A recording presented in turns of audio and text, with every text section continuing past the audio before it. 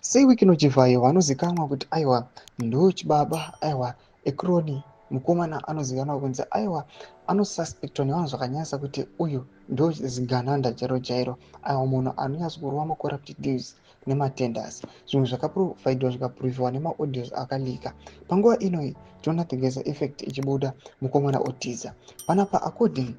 kune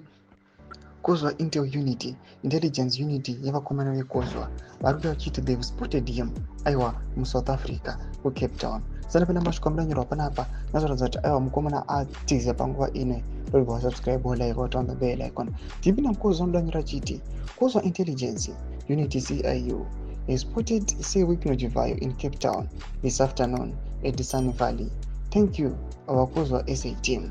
Ndo masvika mudanyorwa panapa oposta mapictures emamota vehicles amuri kuona aiwa zvinatsoratidza kuti aiwa mukomana anga arimo mukati umo and panguva inoi achionekwa aiwa ari kusouth africa zvinatso kuratidza kuti aiwa chokwadi chinatso kubuda pachena kungoti bombshell achingosvika achingokola up aiwa for change achingokola up for housing order vakomana vakatotiza vakomana aiwa panguva inoi vari on the run panapa unyatsozwa kuti chokwadi chabuda ende hapasimbona kana mabudiro panhau idzi dzinoda kuti nyika yose yakuzwa chokwadi zvinhu zvaiitika for the past 10 to 15 years even since independence zvakubuditswa pachena nevakomana vanyatsorwira independence yenyika mashoko ari kuda panapa ari kushamisa vanhu tiona kuti kunyanya kuna Tanda Mavetera pamwechete naNagaro panguva inoi marumors ekuti these guys they've been arrested ari kutenderera but this news pamusoro pawiki nochivhayo it has been confirmed and itori neevidence yekuti hazisiri munyika. Tudze mafunguro enyu motudi pamusoro pechiitiko ichi